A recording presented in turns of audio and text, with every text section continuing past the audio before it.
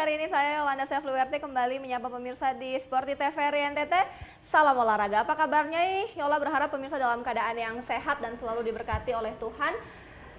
Di hari ini ya kita mendung sekali dari pagi hingga saat ini, tapi Sporty TVRI NTT tetap hadir dan akan membagikan kisah-kisah inspiratif dari atlet-atlet yang ada. Nah, kali ini kita memiliki tema yaitu atlet disabilitas berprestasi. Nah, kalau misalnya berbicara tentang atlet-atlet disabilitas yang berprestasi, otomatis kita tidak pernah jauh-jauh dari ajang-ajang yang mereka ikuti, yaitu Paralimpik. Nanti seperti apa dan kira-kira ada berapa sih narasumber yang sudah bersama-sama dengan Yola di sini? Langsung saja Yola akan perkenalkan.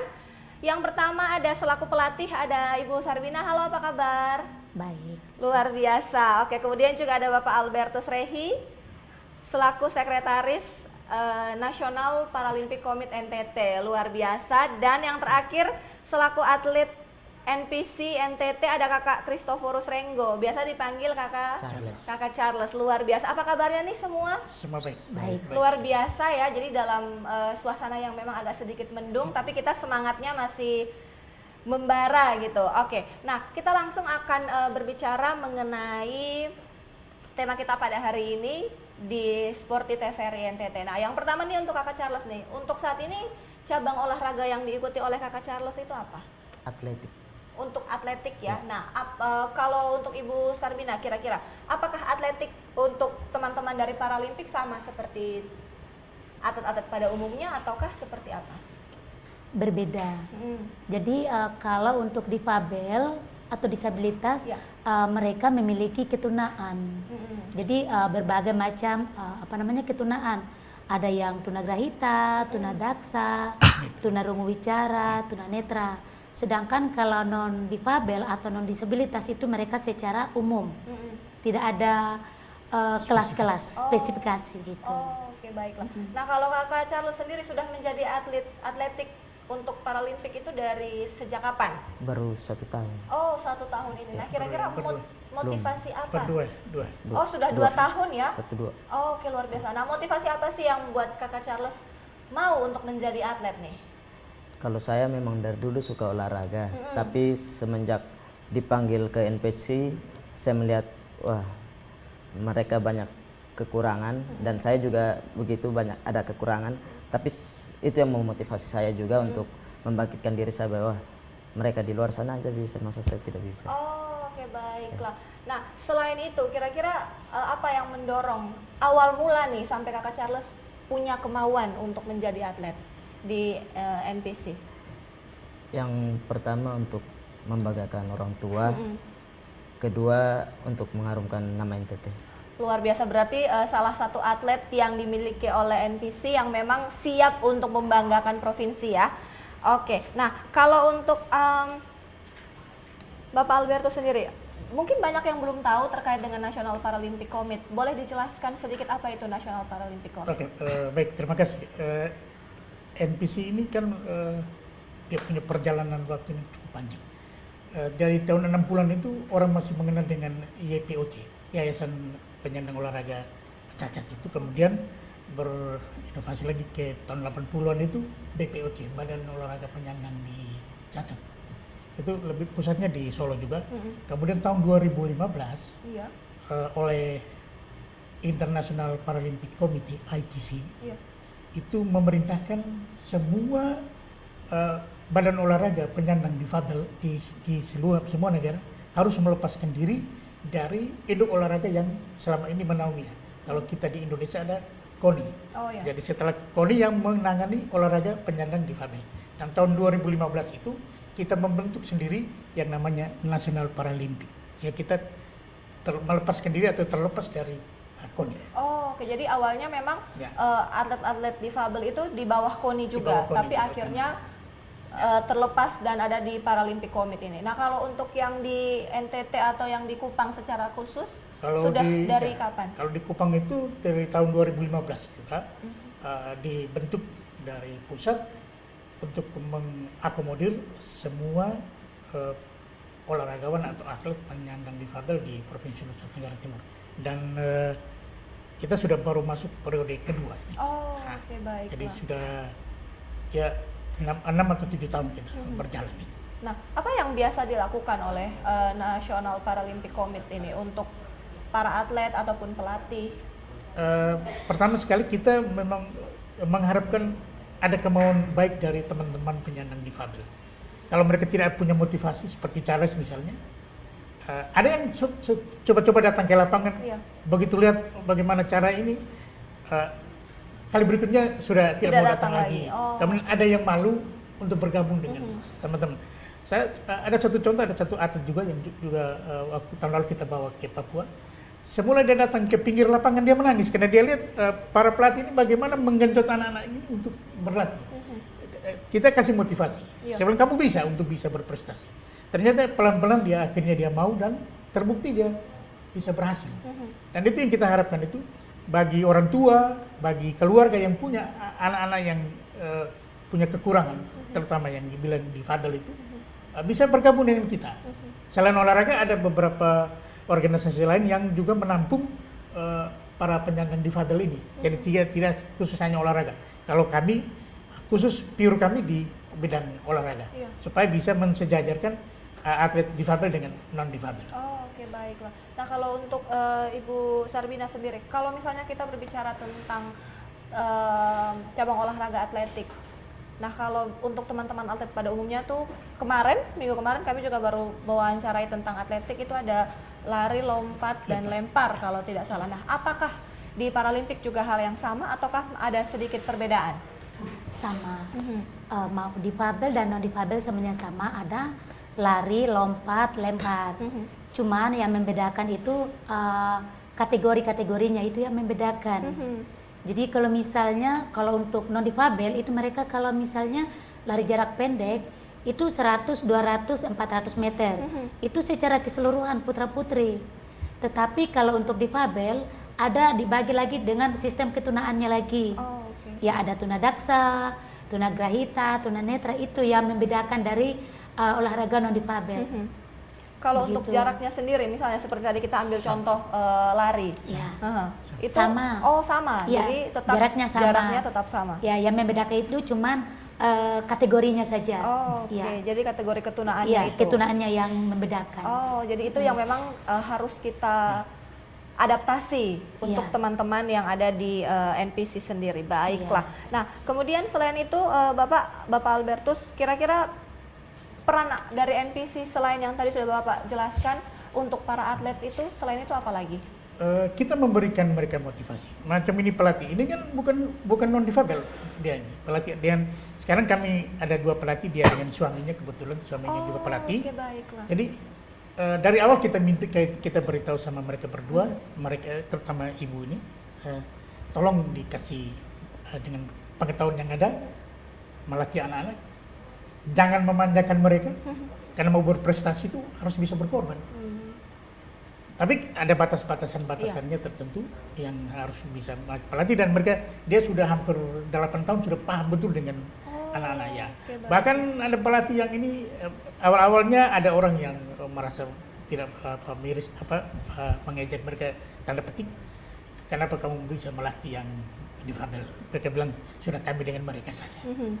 Dan kita memberikan motivasi, dan terbukti memang sampai saat ini seperti yang saya katakan tadi, motivasi dari penyandang difabel sendiri, kemudian dari keluarga yang enggan mengantarkan anak mereka untuk apa? Untuk misalnya nanti kita akan seleksi. Iya. Nah, kita akan ini cocok di sini. Karena tidak semua keturunan kita ambil. Oh, Masalah tunadaksa kita lihat ini cocok di sini, cocok di sini. Sebab kadang-kadang kita tidak mau ambil risiko, misalnya tiba-tiba terjadi kecelakaan, siapa Iya. mau ngambil ini.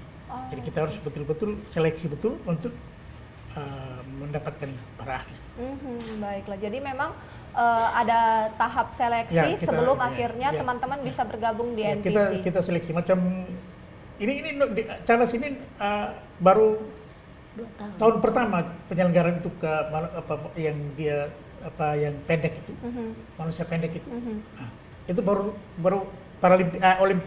Pekan Paralimpik di Papua baru laksanakan, mereka punya nomor khususnya untuk atletik, hanya untuk lempar cakram, lempar lembing dan torak peluru. Oh, Oke. Nah, apakah waktu itu Kakak Charles ikut ke sana? Ikut ya. Oh, Kakak Charles ikut. Bagaimana pengalaman ketika ada di Papua kemarin? Boleh sedikit diceritakan? Ya merasa heran sendiri karena bisa sampai fase seperti ini, dan saya dalam diri saya harus bisa berusaha karena dari Kupang jauh-jauh ke Papua masa tidak ada hasil. Oh, oke, baiklah. Dan saat itu apakah Mendapat hasil yang memuaskan juga. luar biasa? Nah, tadi juga sudah sempat disinggung kalau misalnya Ibu Sarbina ini kurang lebih sudah 8 tahun. Kira-kira apa motivasi Ibu mau menjadi pelatih untuk atlet-atlet dari Paralimpik? Motivasi yang pertama, saya harus mengembangkan ilmu yang saya miliki. Percuma saya punya ilmu, tapi saya tidak kembangkan, manfaatkan. Itu yang utama. Yang kedua, saya senang. Artinya dengan anak-anak difabel, saya mau melihat mereka jangan dipandang sebelah mata. Tetapi lihatlah mereka, meskipun mereka memiliki banyak kekurangan, tetapi di balik kekurangan itu pasti mereka akan memiliki kelebihan yang sangat luar biasa. Itu motivasi saya. Oh, oke, baiklah. Nah, kalau menjadi pelatih seperti yang tadi sempat disinggung oleh Bapak Albertus, suka dukanya menjadi pelatih dari teman-teman atlet Paralimpik? Suka dukanya sangat banyak. Yang pertama, dukanya dulu. Kadang anak-anak yang datang latihan karena dengan fasilitas yang sangat minim, kadang mereka ada yang jalan kaki, ada yang dengan bemo, dengan yang sangat-sangat terbatas. Tuh, jadi ada sumbangsi dari MPC memberikan mereka uang transport itu ala kadarnya saja. Jadi biasanya mereka dikasih dalam seminggu kadang 20.000 itu untuk uang transport saja. Tetapi karena ada niat di dalam hati, akhirnya mereka semangat. Jadi kami kasih motivasi. Bersusah-susah dahulu, bersenang-senang kemudian. Bersakit-sakit dahulu, bersenang-senang kemudian. Itu motivasi yang kami berikan. Jangan bilang karena kita difabel, makanya kita minder. Tetapi tidak boleh minder, kita harus memperlihatkan kepada orang bahwa kami adalah difabel. Kami juga harus mampu, kami juga mampu membanggakan Nusa Tenggara Timur di tingkat nasional maupun di tingkat internasional. Nah, itu dukanya. Sukanya kami kekeluargaannya itu sangat-sangat kental, sangat-sangat ya, itu yang membuat saya betah di MPC karena sangat-sangat menghargai. Ya, itu yang paling utama. Oke, baiklah. Iya. Nah, apakah selain melatih Kakak Charles dalam cabang olahraga atletik, apakah Ibu Sarbina juga melatih dalam cabang olahraga lain? Ya, saya melatih di nomor lompat dan lempar juga. Oh, Iya. oke, baik. Jadi lari, lompat dan lempar. Ya. Kira-kira di NPC ada berapa orang pelatih untuk melatih teman-teman? Untuk sementara kami 2 orang, saya dengan suami 2 orang. Jadi ada teman-teman yang kami perbantukan untuk membantu untuk di nomor lapangan, mungkin mengangkat alat-alat itu dan sejenisnya. Oh, oke. Iya. Nah, biasanya nih Bapak Albertus ada berapa cabang olahraga yang dipertandingkan di Paralimpik? Ya, biasanya ada 13 cabang olahraga. Boleh disebutkan kah? Itu antara lain atletik, sepak bola sipi, kemudian ada tenis meja, ada angkat berat, bulu tangkis, Iya. boccia, renang, Oh. dan ya ada beberapa. Oh, oke, baiklah. Dan apakah atlet-atlet di sini sudah mengikuti berapa cabang olahraga yang tadi mungkin Untuk disebutkan? sementara kita masih dalam 2 pekan Paralimpik ini, tahun 2016 di Bandung dan 2021 di Papua, kita masih mengikuti satu cabang olahraga yaitu atletik. Karena memang kita tidak punya fasilitas pendukung di sini. Karena ini kan butuh banyak sekali macam kolam renang tidak ada memang, tapi kan terlalu jauh. Iya. Kemudian ada lapangan butuh macam boccia, kemudian ada goalball. Nah, itu kemudian kita juga agak kesulitan mencari atlet juga. Oh. Banyak yang berminatnya di atletik karena memang mungkin fasilitasnya meskipun apa adanya masih bisa mendukung. Oh, kegiatan ini. Ya memang ketika menerima kami Pak Gubernur waktu itu sempat memberitahu kita bahwa harus ada penambahan cabang olahraga karena tahun 2028 nanti itu NTT menjadi tuan rumah bersama dengan NTB, otomatis setelah PON berlangsung nanti ada ikutannya adalah Pekan Paralimpik. Kita bilang betul memang kita mau seperti itu, tapi fasilitas untuk olahraga difabel ini kan tidak sama dengan fasilitas ini. Bahkan tahun 2024 atau 2025 nanti sudah ada taekwondo khusus untuk yang khusus untuk tunadaksa. Kemudian ada blind judo untuk teman-teman yang tunanetra, itu ada. Tapi memang kita tidak punya fasilitas, makanya kita batasi dulu dengan yang ada catur di situ, ada catur yang jenisnya banyak, ada untuk tunanetra, ada yang banyak sekali. Dan memang untuk cabang olahraga ini tidak sama seperti yang non difabel. Kalau dia pure lari ya lari terus. Kalau kita ini yang ada yang tunadaksa, ada tunagrahita, ada tunanetra, macam-macam. Kemudian itu dibagi lagi juga dengan nomor-nomornya. Ada yang misalnya tunanetra, ada yang dia punya buta total ada yang penglihatannya jaraknya 6 meter itu sendiri, yang penglihatannya 1 meter sendiri. Jadi sebetulnya teman-teman ini yang penyandang difabel sebetulnya tidak perlu merasa minder, tapi karena terlalu banyak cabang olahraga atau nomor-nomor yang dipertandingkan sehingga bisa meraih prestasi yang baik. Yang bisa diikuti dengan harapan bahwa teman-teman mau memberi diri dan kita juga memiliki fasilitas. Kita juga memiliki fasilitas yang meskipun terbatas kita masih bisa ini ya. Oke, baiklah. Nah, kalau untuk Kakak Charles sendiri, kira-kira ketika mengikuti waktu itu apa yang di Papua? Itu Pekan Paralimpik. Pekan Paralimpik. Nah, adakah suka duka ataukah memang kita tahu nih kalau misalnya dari daerah sini, kalau misalnya atlet dari daerah sini memang agak susah untuk dikalahkan. Adakah pengalaman-pengalaman yang seperti itu? Ada, tapi dari saya kan baru pertama kali. Jadi untuk kekalahan itu pasti ada, tapi dari dalam diri saya harus berusaha dan dimotivasi itu saja.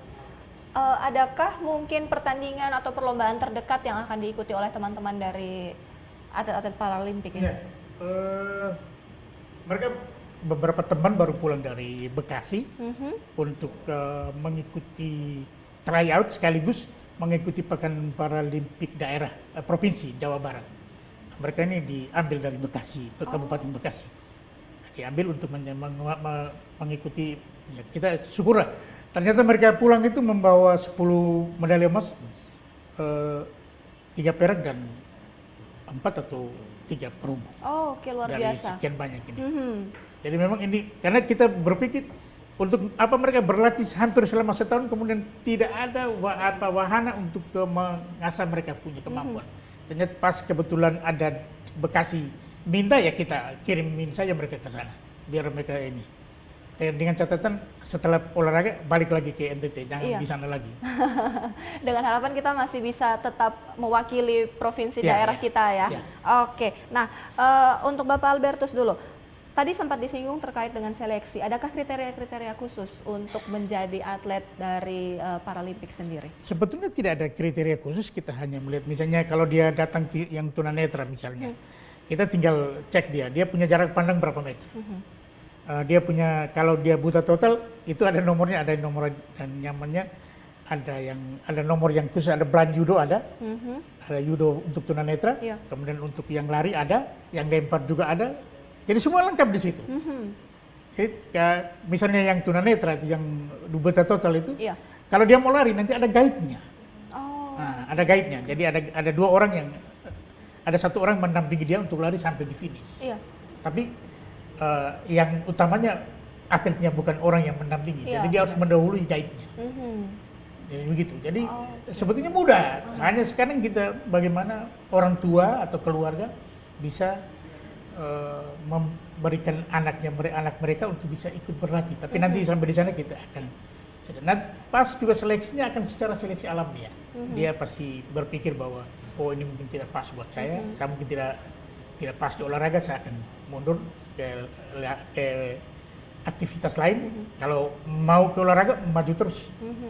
Oke. Untuk saat ini sudah berapa atlet yang ada untuk Paralimpik di Kupang? Kami ada 40 anak yang kami bina dan separuhnya itu sudah pernah ikut di Paralimpik di Papua, dan separuh terutama tingkat pelajar ini. Ada anak-anak pelajar yang kita coba bina, karena kalau tidak ada halangan tahun depan itu ada Pekan Paralimpik Pelajar Nasional di Palembang. Oh, oke, Nah, baik. itu buntut-buntutnya juga lari ke NPC, ke Nasional Paralimpik, karena kami yang bina anak atlet di situ. Kalau ambil dari luar susah. Karena di situ kita sudah membina anak-anak yang baik. Karena catatan tahun 2019 itu selama ini Jawa Barat, Jawa Timur, Jawa Tengah yang menjadi juara khusus cabang atletik. 2019 NTT yang ambil alih. Oh, Nah, anak-anak yang dibina sama ibu saya dibina dengan teman-teman yang lain. oke, baiklah. Nah, kalau untuk Ibu Sarbina sendiri, ketika melatih, kita biasanya kalau untuk para atlet kita punya venue, kita punya tempat untuk berlatih. Kalau untuk teman-teman Paralimpik sendiri, khususnya atletik, di manakah biasa mereka berlatih? Sebelum kita biasanya latihan di stadion, tetapi karena ada renovasi, kita latihannya di GOR. Jadi dia punya tempat-tempat latihan, venue-nya sangat-sangat terbatas. Karena bukan cuma kami yang latihan di sana, tetapi banyak yang latihan juga di sana, anak PPLP, PPLD, bahkan juga ada di cabang olahraga lain juga ada latihan di sana. Jadi kami sangat-sangat tempat latihannya sangat-sangat terbatas. Oke, baiklah. Dengan harapan bahwa fasilitas-fasilitas itu akan terus mengikuti ya, dengan mungkin jumlah atlet yang akan naik setelah menonton Sporty TVRI NTT ini. Oke, nah kemudian juga untuk Ibu Sarbina, bagaimana cara melatih teman-teman atlet Paralimpik? Adakah kiat-kiat khusus ataukah adakah selain motivasi yang selalu diberikan? Oh ya, tergantung dari mereka punya nomor. Iya. Jadi rekan yang untuk saya pribadi, saya melatih lari jarak pendek dengan nomor lapangan. Jadi untuk suami nomor lari jarak menengah jarak jauh. Jadi otomatis latihannya itu berbeda antara lari jarak pendek dengan lari jarak menengah. Jadi porsi latihannya berbeda. Oke. Begitu. Nah, adakah teman-teman mungkin dikumpulkan di satu asrama ataukah memang mereka dikembalikan ke rumah? Setiap kali mau berlatih baru mereka berkumpul? Untuk sekarang mereka ada yang di asrama, Iya. ada yang di rumah. Jadi kalau yang di asrama ada dari Hidbia, terus yang kedua ada dari Asuhan Kasih, SLB Asuhan Kasih. Jadi sisanya yang di rumah mereka dengan orang tua, Iya. begitu. Nah, Bapak ketika mau menjaring para atlet untuk Paralimpik ini, apakah Bapak pergi ke seperti SLB ataukah memang mereka datang sendiri? Kadang ada yang mungkin ada penyampaian motivasi dari teman-temannya, misalnya dari SLB Asuhan Kasih. Tiba-tiba sudah ada datang yang baru, kita seleksi secara alamiah, kita serahkan kepada pelatih dengan baik. Kalau dia masih mau ikut latihan, tetap ikut latihan seperti biasa. Kemudian ada dari Panti Hidbia yang khusus tunanetra datang sendiri. Jadi bergabunglah dengan teman-temannya. Kita tidak bisa menganak-emaskan satu-satu orang atau kelompok-kelompok tertentu, tidak. Mereka kalau sudah bergabung di situ, semua sudah masuk dalam keluarga besar NPC NTT. Dan kita juga bersyukur karena ada beberapa SLB di Kota Kupang, di TTS, Kabupaten Kupang yang juga ikut memberikan motivasi kepada pelajar kan untuk tekuni bidang olahraga. Oke, baiklah. Nah, untuk Kakak Charles, 1 tahun ini menjadi seorang atlet. Sebelum menjadi seorang atlet, kesibukannya itu apa? Bantu-bantu orang las kanopi, pagar. Kalau bukan ya tembok.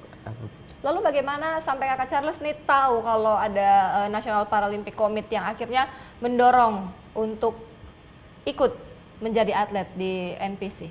Itu pas habis Seroja diperkenalkan oleh ketuanya salah satu organisasi yaitu Garamin, itu organisasi penyandang disabilitas difabel.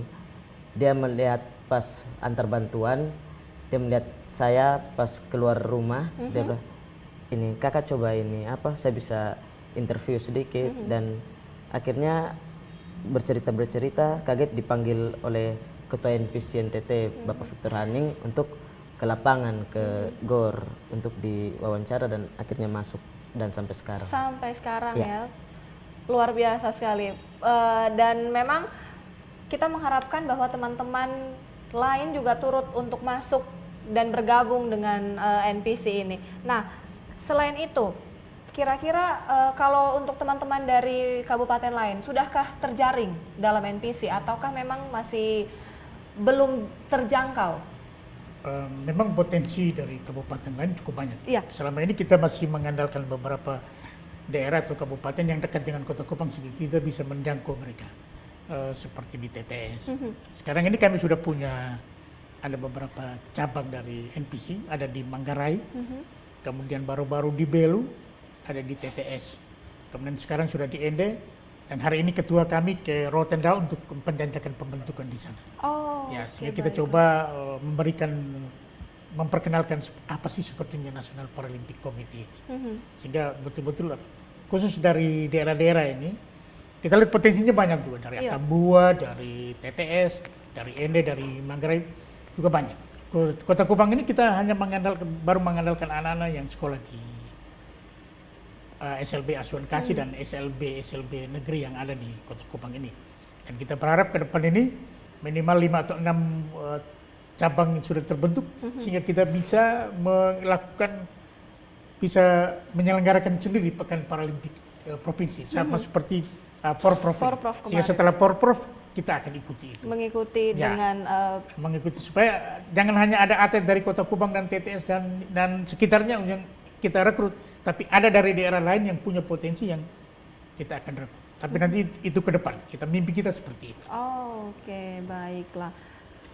Luar biasa sekali ya. Jadi memang ternyata teman-teman dari NPC ini sudah ada dari 2015. Mungkin kita yang belum mengetahuinya, tapi kita masih tetap berharap bahwa semuanya berjalan sesuai dengan harapan. Nah, nanti kita akan lanjut mengobrol kembali terkait dengan Paralimpik. Tapi pemirsa jangan kemana-mana karena kita akan kembali tetap di Sporty TVRI NTT.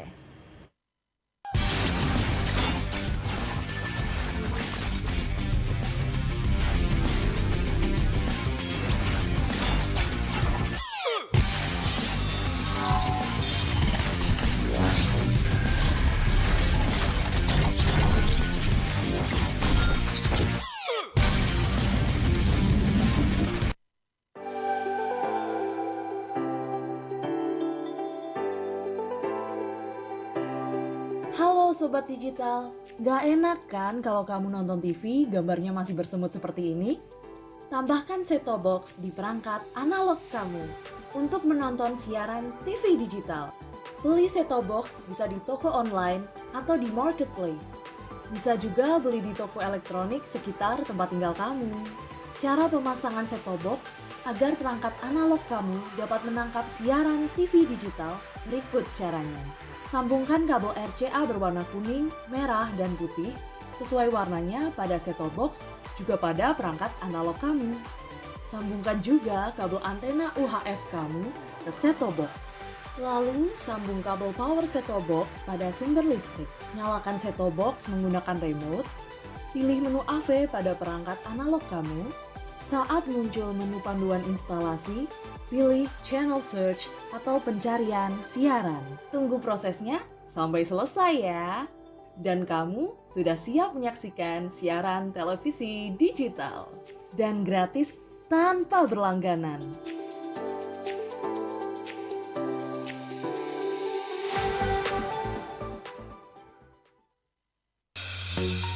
Halo Sobat Digital, kenapa ya harus nonton siaran TV digital? Walaupun sama-sama menggunakan teknologi digital, siaran TV digital tidak sama loh dengan TV streaming yang melalui internet, TV kabel, dan TV satelit. Siaran TV digital adalah bukan TV streaming yang menggunakan kuota internet, bukan TV kabel yang membayar iuran setiap bulannya, dan bukan TV satelit yang menggunakan antena parabola. Siaran TV digital itu gratis loh, masih menggunakan antena UHF biasa. Bila televisi di rumah kamu masih analog, pasangkan set-top box dengan teknologi DVB T2. Yuk beralih nonton siaran televisi digital. Bersih gambarnya, jernih suaranya, canggih teknologinya.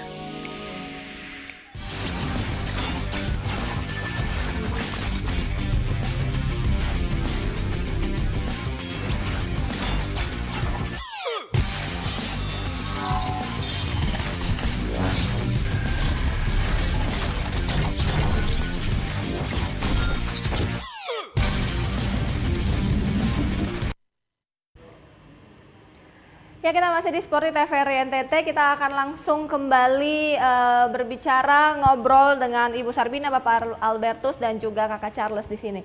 Nah, Bapak Albertus, selain dari Paralimpik tadi, adakah misalnya kejurnas ataukah pertandingan-pertandingan lain yang memang menjadi ajang bergengsi untuk teman-teman dari atlet-atlet Paralimpik? Baik, khusus untuk kita di NTT ini, dari tahun 2015 ke atas itu ada atlet kita yang berprestasi di tingkat Asia Tenggara. Itu mengikuti ASEAN Paralimpik, Pekan Paralimpik Asia, tingkat Asia Tenggara. Itu Filipus Kolema. Dia itu waktu di Myanmar itu sempat menjadi peraih medali perunggu, kemudian ke Singapura dan Malaysia itu sudah meraih medali emas di cabang olahraga lari 400 meter putra. Oh, oke, baiklah. Ya, Berarti memang sudah ada ya, atlet-atlet sudah ada yang atlet kita. berprestasi Dan di internasional. Tahun 2018 ketika dia ikut sertakan di ASEAN Para Games, itu tingkat Asia, itu dia mendapat medali perak tingkat Asia. Oke, baiklah. Dan hasilnya memang dia sudah nikmati. Dia diangkat menjadi ASN di Kementerian Pemuda dan Olahraga. Oke. Tanpa tes lagi waktu itu. Karena sudah dijanjikan oleh presiden, sehingga mereka langsung prosesnya, dan sekarang dia sudah jadi seorang ASN. Oke, karena memang benar-benar membanggakan Provinsi NTT dan juga Indonesia dalam ajang internasional itu. Dan saat ini juga ada beberapa orang yang kita punya anak tahun ini yang ASEAN Para Games tingkat Asia Tenggara itu ada tiga anak kita yang ikut sertakan di tingkat Asia Tenggara. Itu ada Alvin Nomleni, Petrus Kanel Alupan, dan Marina Tonis. Itu mereka berprestasi dan mereka mendapat bonus yang besar. Oh, oke, baik. Alvin sendiri itu bonusnya 800 juta dari 2 emas dan 1 perak yang dia, 1 emas dan perak yang dia raih. Kemudian Petrus Alupan itu dapat bonus sekitar 700 juta lebih. Dan yang terakhir Marina Tonis, karena dia dapat 2 medali perunggu, dia dapat 300 juta. Yang duduk siapa yang kasih kau uang sebesar itu? Betul, luar Kita biasa. yang pengurusnya dapat uangnya setengah mati. Tapi mereka hanya berlari 1 menit saja, sudah bisa dapat ratusan juta. Ini pelatihnya setrek-trek sampai di kerongkongan pecah, tidak mungkin dapat sampai dengan ratusan juta seperti itu. Dan itu motivasi seperti itu teman-teman. Seperti ini kita harus memberikan motivasi ke mereka. Kenapa mereka bisa ya? Kenapa saya tidak bisa? Saya pasti harus bisa seperti mereka. Dan khusus untuk Alvin itu ada satu catatan bahwa dia sudah bisa dapat tiket untuk ke Paralympic Games di Paris tahun 2024. Itu untuk Khusus seluruh untuk- negara. Ya, untuk dia Paralympic Games itu seperti Olimpiade itu. Oh, oke, Nah, baik. dia sudah punya tiket karena dia sudah ikut baru-baru ikut Australia. seleksi di Brisbane dan dia mendapat urutan keempat, 4 besar sehingga bisa 4 atau 3 besar sekitar itu sehingga dia bisa mewakili Indonesia untuk, dan tahun depan mereka dipersiapkan untuk mengikuti lagi ASEAN Para Games di Kamboja. Jadi Luar mereka jalan biasa. terus. Kita yang pengurus dan pelatih jaga tempat di Kupang. Jadi atletnya saya yang jalan-jalan. Oh, oke, Ya. tapi di balik atlet yang sukses ada juga Ya. pelatih-pelatih yang luar Ya, biasa ada dan mereka juga yang luar biasa. pengurus-pengurus yang memang memperhatikan. Nah, untuk Ibu Sarbina sendiri, kita sudah tahu bahwa banyak teman-teman dari atlet-atlet Paralimpik yang memang berprestasi, baik itu di nasional dan juga di internasional. Kira-kira bagaimana cara melatih mereka sampai mereka bisa menjadi atlet yang begitu berprestasi? Yang pertama latihan itu harus terpola dan latihan itu harus sesuai dengan kebutuhan. Jangan kita kasih latihan sampai mereka habis-habisan, tidak. Tetapi ada mungkin hari ini latihannya ringan, besok sedang, lusanya begitu dan seterusnya berat. Ada latihan ringannya, sedang dan berat begitu. Jadi kita tidak cuma kasih latihan ini, tetapi bukan cuma latihan kalau lari-lari terus tidak, tetapi ada juga kita kasih latihan fitness untuk menguatkan mereka punya otot-otot. Iya. Itu untuk menunjang mereka punya penampilan nantinya, begitu. Oh, oke, Ya.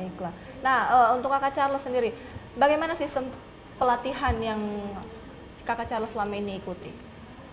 Yang saya ikuti suka duka senang bahagia semua ada. Intinya dari dalam diri saja. Ada niat, berani dan bisa hadapi. Tanggapan terkait dengan fasilitas untuk latihan? Kalau untuk fasilitas mungkin dari pihak pemerintah harus bisa mendalami lagi karena kami juga perlu bantuan dari pemerintah untuk memotivasi kami juga. Oke, baiklah. Nah, kemudian untuk Ibu Sarbi, bagaimana cara mempertahankan motivasi dari atlet-atlet yang ada? Mereka meskipun mereka tidak ada kejuaraan, mereka harus latihan. Jadi tidak sama latihan pada saat mau menghadapi kejuaraan dengan tidak ada kejuaraan. Sama seperti kemarin, anak-anak ada yang berangkat ke Bekasi, Iya. ada yang tinggal. Yang tinggal juga tetap latihan untuk mempertahankan mereka punya kemampuan. Artinya bukan kita latihannya pasif, tetapi aktif. Latihannya berjalan terus, begitu. Oh, oke, baiklah. Ya. Nah, terkait dengan fasilitas dan latihan, harapan yang ingin disampaikan oleh Bapak Charles sendiri bagi atlet-atlet Paralimpik. Untuk Kakak Charles, kira-kira? Kalau dari saya untuk itu ya harus bisa motivasi diri sendiri. Ketika kita bisa memotivasi diri sendiri, orang lain akan melihat kita bahwa masa mereka bisa, saya tidak bisa. Dan itu harus tampilkan ya yang terbaik lah. Iya. Supaya bisa ada keberanian dan dari keberanian itu ada hasil yang mungkin bisa memuaskan. Berarti semuanya tuh dari niat. Dan juga seperti yang tadi Bapak Albertus bilang bahwa harus ada motivasi dari diri sendiri, dari keluarga dan juga dari lingkungan sekitar. Nah, untuk Ibu Sarbina, adakah pola pelatihan yang baru yang ingin diterapkan untuk para atlet ke depannya? Karena kan memang semakin banyak persaingan kita semakin luar biasa ketat ya, baik itu di daerah maupun ketika kita ke ajang internasional ataupun ajang nasional. Iya. Kira-kira pola pelatihan yang ingin dikembangkan seperti apa? Ya, sesuai dengan apa yang waktu hari kami pernah ikut pelatihan. Jadi latihan-latihan yang diberikan kalau dulu cuma lip read apa gitu, tetapi sekarang latihannya harus ada pola-pola latihan yang harus kita berikan. Jadi supaya atlet itu jangan bosan, latihan apa yang harus kita berikan itu ada. Mungkin ada dalam bentuk permainan atau apa. Yang intinya mereka bisa latihan dengan baik, terus terprogram latihannya. Begitu. Oke, baik. Jadi memang program-program latihan yang ada perlu dipertahankan dan juga diperketat ya. Ya, dan harus ditingkatkan lagi, Oke. ya, dikembangkan. Kalau dulu kan kita mungkin karena pengalaman, ya, karena kebetulan dulu saya juga seorang atlet, Oh, ya, saya baiklah. juga seorang atlet lari. Jadi saya padukan antara program yang dulu dikasih oleh pelatih dengan program latihan yang waktu kami ikut pelatihan. Jadi kami padukan untuk kami praktekkan ke anak-anak. Oke, Iya, ke iya. para atlet-atlet dari Paralimpik ini. Iya. Nah, kalau untuk Kakak Charles sendiri, berbicara tadi banyak terkait dengan mengikuti ajang di Papua dan sebagainya. Prestasi-prestasi apa saja yang sudah pernah diraih? Kalau kemarin di Papua itu tolak peluru dapat juara 3 medali perunggu, terus lempar cakram juga dapat juara 3 medali perunggu. Habis yang kemarin di tryout Bekasi itu lari 100 meter dapat juara 1 dan lompat jangkit juara 2, terus ini lempar cakram juara 1. Luar biasa ya, berarti kalau yang kemarin dikirim ke Bekasi itu kira-kira ada berapa orang? 10 orang. Dan semuanya mendapat hasil yang luar biasa. Iya. Nah, ketika anak-anak atau teman-teman kita dari atlet Paralimpik mau ke suatu pertandingan kan pasti mereka mentalnya juga diuji. Nah, bagaimana peran dari seorang pelatih? Ya, jadi kita karena kekurangan biasanya sih kita harus perbanyak tryout. Tetapi kita di sini juga terbatas. Mau tryout kemana? Sedangkan untuk atlet saja Iya. kita agak susah, kewalahan mencari atlet. Jadi itu ada tantangan tersendiri buat saya. Apa yang harus saya lakukan sehingga anak ini atau atlet ini bisa memperlihatkan performa yang sangat-sangat luar biasa pada saat pertandingan nantinya. Begitu. Jadi ada beberapa karena kita tidak ada tryout, kita biasanya cuma latihan-latihan, tetapi harus memberikan motivasi juga. Motivasi bahwa jangan karena kita difabel, kita merasa rendah, tetapi kita sebagai difabel harus memperlihatkan ke mereka bahwa kami ini difabel, kami juga mampu dan sanggup untuk mengharumkan nama NTT. Itu yang sering kami tanamkan ke anak-anak supaya mereka ada motivasi dan melihat juga teman-teman yang berprestasi. Dari prestasi itu mereka ada dapat bonus dari pemerintah. Itu yang kami jadikan acuan bahwa kalian juga harus bisa. Masa cuma mereka yang bisa, kalian juga harus bisa. Kalian sama-sama latihan, program latihannya juga sama, tinggal kalian sendiri. Jadi ada juga anak-anak itu yang pada saat latihan kita harus dengan keras, ada yang lemah lembut. Jadi tergantung sesuai dengan karakter mereka masing-masing begitu. Oke, jadi kita juga harus mendalami karakter dari Iya, setiap atlet yang betul ada. sekali. Nah, untuk tahun 2022 ini prestasi yang sudah diraih oleh teman-teman itu apa saja? Selain yang tadi sudah dijelaskan, ada yang sampai internasional, ada yang Kalau untuk tahun 2002 ini cuma yang ke Bekasi saja. Ya. Ke Bekasi kemarin ada 10 emas, 3 perak dan 3 perunggu kalau tidak salah itu. Jadi mereka memperlihatkan hasil yang sangat-sangat luar biasa di luar dari kami punya prediksi. Begitu. Oke, baiklah. Iya. Untuk Kakak Charles, pertandingan yang paling membanggakan selama menjadi atlet Paralimpik ini apa? Kemarin yang di Bekasi lari, itu baru pertama kali. Oke. Selama ini di Papua, saya kelasnya di lapangan, tapi itu yang di Bekasi pertama kali atlet lintasan. Oh, itu bedanya untuk lapangan dan lintasan itu seperti apa? Mungkin Kalau lapangan itu ada lompat jauh, tolak peluru, ini lempar cakram dengan lempar lembing.